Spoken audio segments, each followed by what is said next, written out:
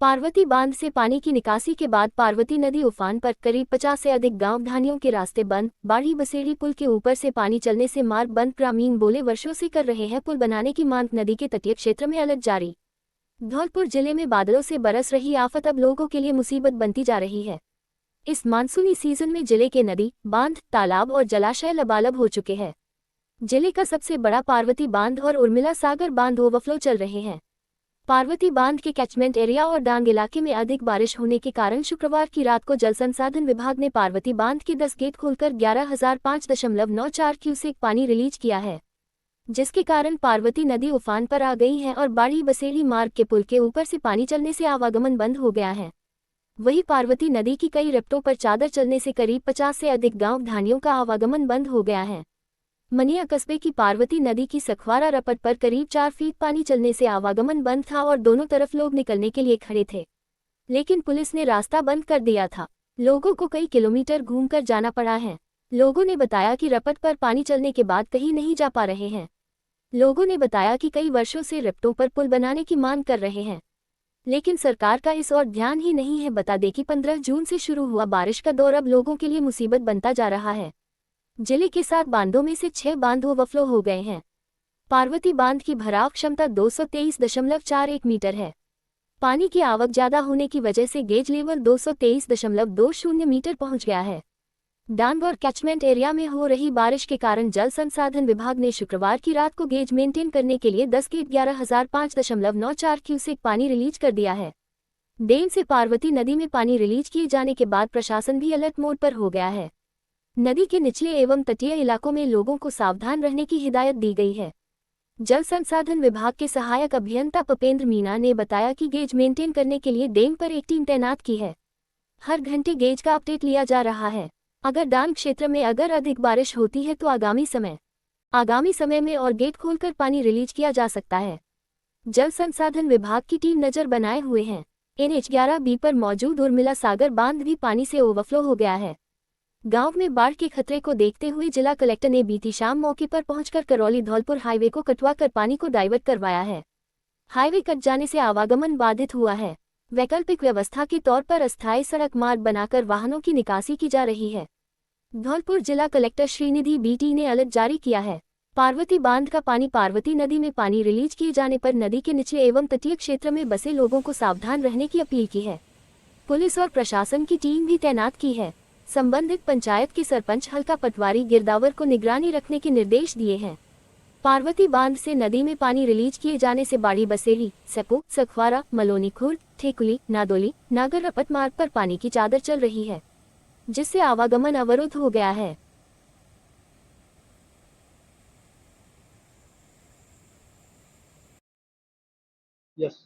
मेरा नाम अरुण शर्मा है। मैं स्थानीय निवासी गांव टाड़ा से हूं।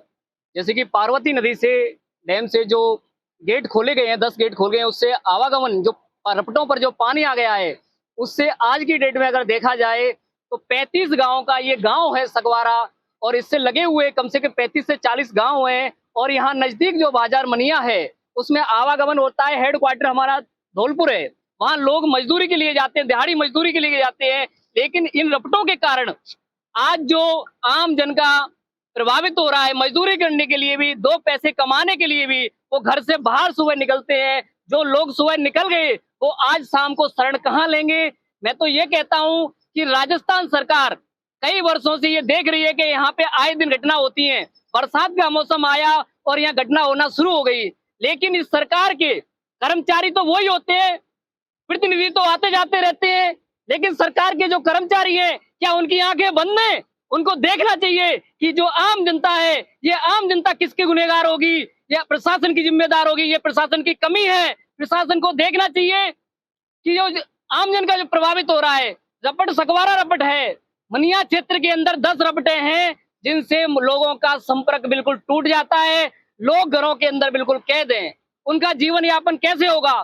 कई वर्षों से आम जन ने और ग्रामीणों ने बहुत तरीके से हेडक्वार्टरों पे जाके कलेक्टर साहब को बोल के, CM दौरा कर रहा है, उनको बार बार एप्लीकेशन दे रहे कि साहब हमारी पुल बनाओ, लेकिन पुल सैंक्शन भी हो गया, लेकिन आखिर 2 साल से पुल कैसे रुका पड़ा है? इसके जिम्मेदार कौन है?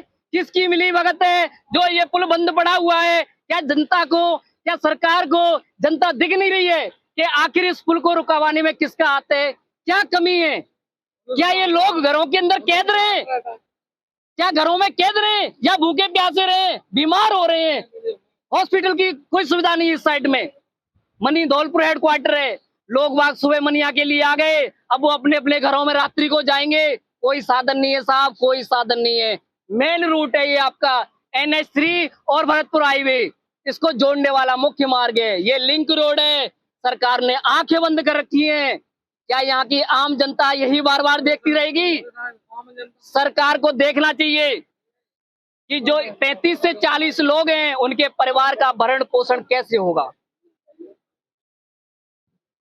मेरा नाम अभिषेक शर्मा है। मैं इस सखवारा गांव का हूँ। मेरे खेत यहाँ पर है। मैं अपने खेत पर स्प्रे करने आया था और मेरी स्प्रे पूरी हो गई। मैं घर जाने के लिए यहाँ पर आया तो मैंने देखा कि रपट पर पानी बहुत तेज भाव से आ गया है। मैं बहुत परेशान हूँ। मेरे को 60 किलोमीटर घूम के मेरे को अपने घर जाना पड़ेगा। सब परेशान है, मैं बहुत परेशान हूँ और आम जनता भी बहुत परेशान है। पुल यहाँ पर सैंक्शन हो गया था पर पुल अब कैंसिल हो गया है और बना है नहीं। 2 साल हो गए पुल को। अरे हम ये चाहते हैं कि ये पुल का निर्माण हो, ऊंचा पुल, और इस पुल पर बहुत पानी आ जाता है। इस पुलिया पर ये नीची है, ऊंची पुलिया बननी चाहिए, ऊंचा पुल। मैं दिनेश पोसवाल बोल रहा हूँ। गांव मजदूर मेहनती आदमी किसान बहुत परेशान हो रहे हैं इसके लिए, और मजदूर देने का खाने के लिए कमाने जाते हैं आते हैं, पुल की कोई सुविधा नहीं है। क्या करे अन्य जनता, गांव वाले बहुत परेशान हैं।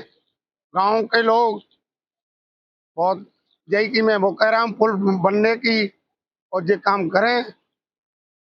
नाम बोलना। नाम बैजनाथ। और भैया जब पुल के इंतजार करो बनवावे को, जनता बहुत परेशान है। कई घटना है चुकी है और जब पुल बनवावे की वो करो कोशिश। हमेशा ही हाँ जी, बारिश के बहुत परेशान है। रोड जाम डरो है, जनता बहुत परेशान है भैया।